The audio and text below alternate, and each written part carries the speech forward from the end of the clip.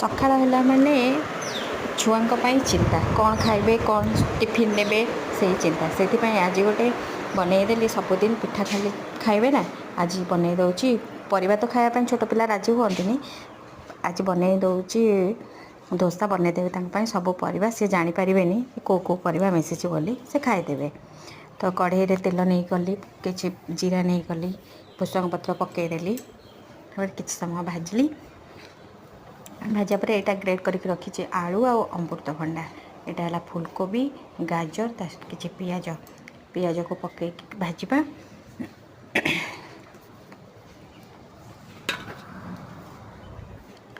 ପିଆଜ ହେଇଗଲା, ତାପରେ ପକାଇଦେବା ଫୁଲକୋବିକୁ ଟିକେ ଟାଣ ଥାଏ ତ, ସେଥିପାଇଁ ତାକୁ ଆଗେ ଟିକେ ପକାଇବା।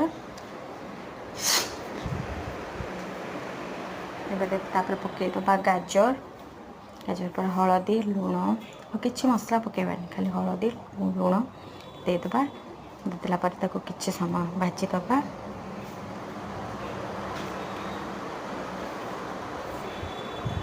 ଏବେ ତ ହେଇ ଆସିଲାଣି। ତାପରେ ତା ଆଳୁ ଆଉ ଅମୃତଭଣ୍ଡାକୁ ଯେଉଁ ଗ୍ରେଟ୍ କରିକି ରଖିଛି ତାକୁ ମଧ୍ୟ ଦେଇଦେବା। ତାକୁ ଭଲସେ ମିକ୍ସ କରିଦେବା।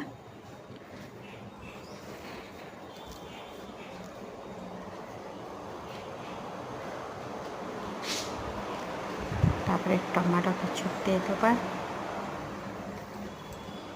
ମୁଁ ଟମାଟୋ କାହିଁକି ଦିଏନି, ଟମାଟୋ ପକାଇଲେ ବି ଚଳିବ, କିନ୍ତୁ ମୋ ଝିଅ ଟମାଟୋ ବାହାରିଲେ ଚୋପା ଫୋପା ତାକୁ ଖାଇବା ପାଇଁ ଭଲ ପାଏନି।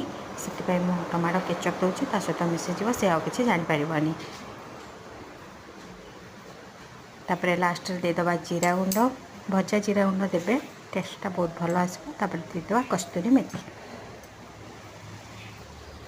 ତାପରେ ପିଠଉଟା ଥିଲା, ତାପରେ ତା ଦେହରେ ମସଲା ଦେଇଦେଲି। ଦେଇକି ତାକୁ ଏମିତି ପୁରା ରୋଲ୍ ବନେଇ ଦେଇକି ତାକୁ ପିସ୍ ପିସ୍ କରି କାଟିଦେଲି। ତା ଟିଫିନ୍ ବକ୍ସରେ ବି ଏଇଟା ଦେଇଦେବି। ଛୁଆମାନଙ୍କୁ ଡେଲି ନୂଆ ନୂଆ ଦରକାର, ଆଉ ମୋତେ ସମୟ ହେଉନି ନା ନୂଆ କରିବା ପାଇଁ। ଯାହା ବି ଥାଏ ଘରେ ମୁଁ ସେଇଟା ବନେଇକି ଦେଇଦିଏ। ଆପଣମାନେ କ'ଣ ଦେଉଛନ୍ତି ଆପଣଙ୍କ ଛୁଆମାନଙ୍କୁ ମୋତେ କମେଣ୍ଟ କରି କହିବେ। Tiffin ready. ଜୟ ଜଗନ୍ନାଥ। ମୋ ଚ୍ୟାନେଲରେ ଯଦି ନୂଆ ଅଛନ୍ତି ନିଶ୍ଚୟ ସବସ୍କ୍ରାଇବ୍ କରିବେ। ମୋ ପୁଅ ଆସିକି ନାଚି ଦେଉଛି, ଖାଇବାକୁ ଦିଅ, ଇଡ଼ଲି ସମ୍ବର ଗୀତଟା ଗାଇ ଦେଉଛି।